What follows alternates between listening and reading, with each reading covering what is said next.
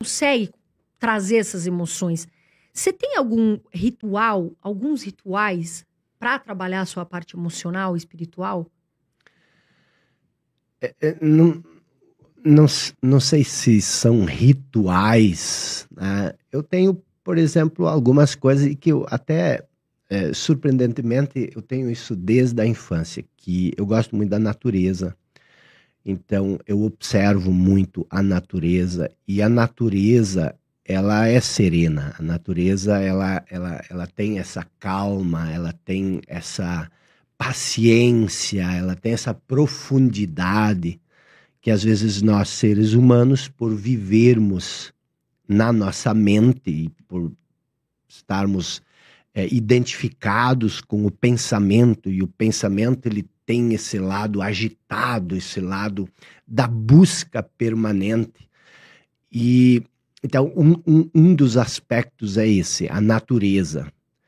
E outra coisa que eu aprendi com a filosofia, desde muito cedo eu estudo filosofia, eu gosto da filosofia, a minha área de formação é na filosofia. E na filosofia há essa ideia do homem contemplativo, que a contemplação é mais importante do que qualquer coisa. E eu acho que esse é um aspecto que nós perdemos muito. O aspecto de contemplar. Não se deixar arrastar pelas coisas da vida, pelas coisas do dia a dia, mas você contemplar a vida. Sim. Nosso propósito maior é viver. Nosso objetivo maior é a vida, é o ser. Não é o buscar, o fazer. Então, muitas vezes nós nos perdemos no fazer e nós esquecemos do ser. Em primeiro lugar, você é. Depois você faz. Então, eu não sei se são rituais, eu diria muito mais que é uma maneira de você encarar, de olhar a vida. E hoje em dia, eu acho que a nossa geração, né, atualmente, infelizmente, a gente está vendo muita gente depressiva, muita gente ansiosa, passando essa coisa de pensamento muito acelerado. E a gente fica triste porque, infelizmente, tem acontecido coisas muito graves, né?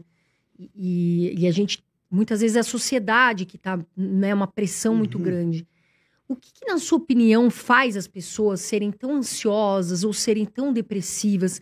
E o que elas precisam buscar para sair dessa situação, se sentirem melhores? Eu tenho assim uma teoria que às vezes até choca um pouco as pessoas, de que o ser humano ele é disfuncional. Nós estamos vivendo dentro de uma disfunção. E a primeira vez que eu despertei para isso foi quando eu estava me preparando para elaborar uma tese de mestrado em Psicologia da Cognição e Filosofia da Mente. E aí eu me deparei com dois cientistas chilenos que têm uma teoria chamada a Teoria da Cognição de Santiago. E lá eles afirmam, entre outras coisas, obviamente, que nós usamos a mesma capacidade, a mesma habilidade que nós temos para criar coisas, objetos que nos auxiliam no dia a dia, como o próprio microfone, a câmera de vídeo.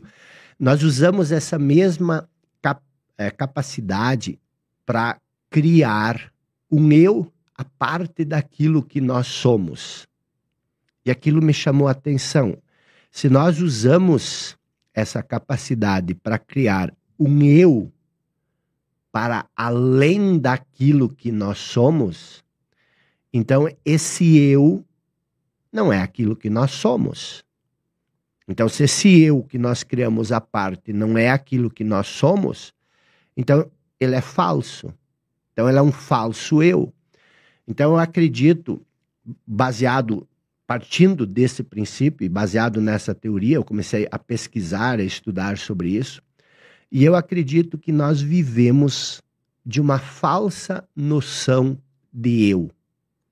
Imagina o seguinte, se a ideia, a noção que você tem de si mesmo é falsa, como a noção de eu é a base de tudo, então a base da nossa vida é falsa. E, obviamente, se a base da nossa vida é falsa, todo o resto que nasce dessa base também é falsa. E eu acho que essa é a grande disfunção. E por ser uma disfunção, ela é a causa de todos os problemas que nós vivemos. E os problemas que nós vivemos, eles são praticamente todos de ordem mental. O grande problema do ser humano não é a falta de dinheiro, não é a falta de alimento, mas problema mental. Os problemas mentais, ansiedade, medo, ganância, ambição. As pessoas às vezes dizem que a ambição é uma coisa boa. O que é ruim é a ganância, mas a ambição, quando ela não é consciente, ela também se torna um vício. Não é sadio, né? É um vício porque você nunca se satisfaz, né? A pessoa ambiciosa, qual é o limite de satisfação da nossa ambição? Então, nós temos todos esses pontos. E aí, obviamente, as pessoas dizem, é fácil você falar isso se você tem dinheiro. Mas se você não tem dinheiro, a busca do dinheiro é uma das coisas mais importantes. Eu não estou aqui para dizer que é riqueza material, que você tem uma vida confortável, que isso não é bom e até necessário. Mas o grande erro que torna tudo isso disfuncional é você buscar a felicidade ou o sentido de vida ou a noção de eu nessas coisas materiais. Esse que é o problema. Porque aí você busca aquilo que você quer, onde isso não pode ser encontrado. Que é a paz, a alegria, o entusiasmo, o sentido da vida. Então, só para resumir, quando eu digo que o ser humano é disfuncional, ou que ele vive um estado disfuncional, eu estou dizendo isso, que nós nos perdemos na compreensão da vida, do que é viver, do que é o sentido da vida, do que é a alegria, do que é o amor, do que é a paz. E com essa compreensão distorcida, nós buscamos coisas onde elas não podem ser encontradas. Isso faz sentido para você? Faz, muito. Eu até estava até conversando aqui com o Jacob antes de começar, né, aqui o podcast, pessoal.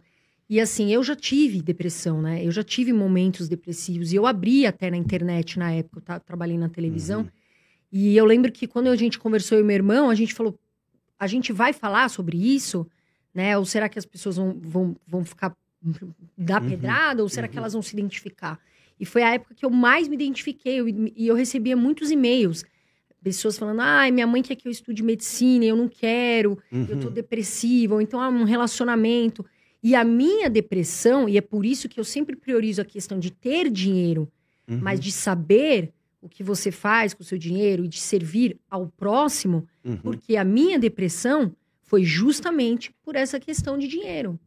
De querer dinheiro, dinheiro, dinheiro. Só que às vezes a gente acaba se atropelando. E você esquece a paz, você esquece de aproveitar a tua família, você esquece... Quantos finais de semana eu queria ficar com a minha família, eu não ficava. Então você esquece de coisas que são muito além do dinheiro. Então por isso que aqui a gente fala sobre dinheiro, mas acima de tudo a gente fala da alegria de viver, do que o dinheiro pode ser confortável, mas também pode ser depressivo. Então a gente não pode pôr ele na frente das questões nossas, né? Agora, a gente vê muito isso acontecendo, né, Jacob? Assim, as pessoas muitas vezes têm dinheiro, elas têm uma condição de vida, enfim, elas têm... Às vezes têm uma família boa, mas elas sempre estão meio tristes. São aquelas pessoas que a gente fala, são milionários tristes. E por que acontece isso, na sua opinião? O que falta para elas? Falta justamente essa conexão com a vida. Porque o que o falso eu faz?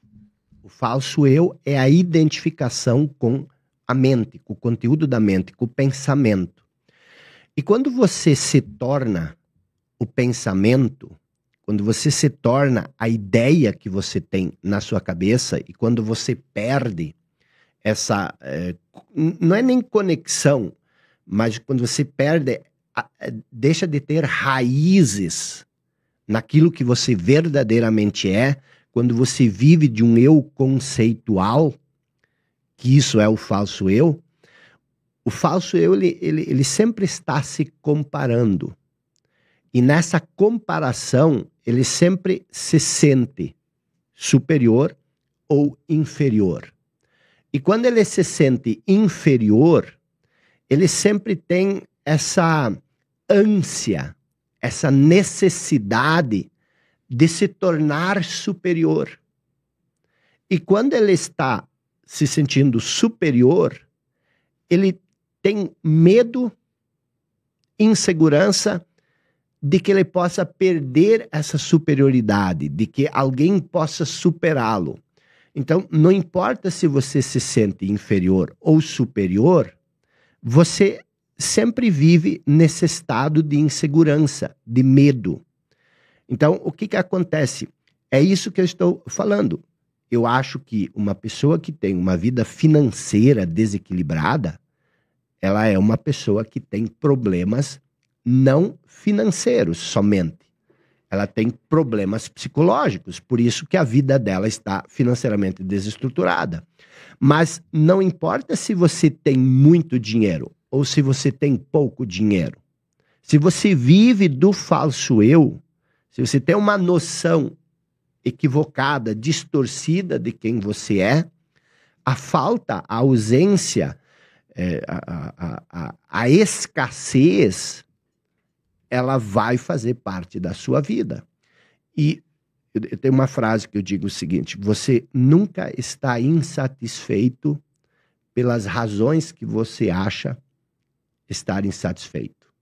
Então, se você está insatisfeito por não ter algo, ou por ainda não ser aquilo que você gostaria de ser, essa insatisfação, ela nunca nasce daquilo que você pensa que ela nasce. Toda a insatisfação, ela nasce de um relacionamento disfuncional com o momento presente. Sim.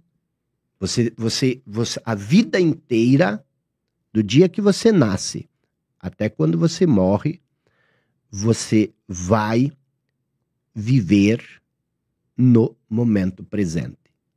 Não vai existir um momento na sua vida que você vai estar fora do agora, que é essa porta estreita, que é esse exato momento. O momento presente não é o dia de hoje, é este momento. E todos nós temos uma relação com este momento. Você tem uma relação, e não é nem com este momento, mas com o modo como este momento se apresenta a nós. Então, como este momento se apresenta a você agora? Ele pode se apresentar com endividamento, você está endividado. Então, momento presente, você lembra neste momento que você tem dívidas. E isso é uma relação que você tem com esse momento. E quando você não aceita este momento, quando você tem uma relação de ódio ou de frustração, de insatisfação com este momento, você tem uma relação de ódio, de resistência, de não aceitação com o quê? Como a vida se apresenta nesse momento, a vida sempre vai ser agora. Se você tem uma relação de insatisfação com o momento presente, você tem uma relação de insatisfação com a vida. E aí vem uma outra questão. A vida, se você tiver esse enraizamento na vida, a vida em si, ela nunca é problemática. A pessoa diz assim, eu tenho tantos problemas, a minha vida é problemática. A vida nunca é problemática. A vida sempre é agora. Agora não existem problemas. Todos os problemas, eles estão na sua condição de vida, que é o seu passado e o seu futuro. Então, existem essas duas coisas, a vida e a sua condição de vida. Na condição de vida, você sempre vai ter problemas, você sempre vai ter desafios, você sempre vai ter algum boleto para pagar, você sempre vai ter alguma habilidade para desenvolver, você sempre vai ter um desafio para enfrentar na sua condição de vida. Mas a sua vida é diferente da sua condição de vida. A condição de vida, ela é horizontal, ela está no tempo. A condição de vida, ela sempre está relacionada ao passado e ao futuro. Mas a vida, ela é agora. E o agora é atemporal. O agora não é nem o presente, o agora é atemporal. Então, você conseguir ter as raízes, ter raízes no seu ser, que é aquilo que você é, que é a vida, facilita muito você lidar com as suas condições de vida. Mas quando você perde o contato com a vida que você é, você se perde naquilo que você faz, que é a sua condição de vida. E quando você se perde na condição de vida, como a condição de vida supostamente é para ser problemática, você pensa que a sua vida é problemática. Mas a sua vida não é problemática. O que é problemático é a sua condição de vida. Então você tem que sempre ter cuidado de separar a sua vida da sua condição de vida. Criar esse distanciamento. Você não é o seu pensamento, você não é os seus problemas. Por exemplo, você tocou no assunto depressão. Você não é a sua depressão. Você tem depressão. A depressão está em você, mas você não é essa depressão. Esse é o primeiro passo, esse distanciamento é o primeiro passo para você sair de qualquer problema. A vida não tem problemas. O único lugar que existem problemas é na nossa mente.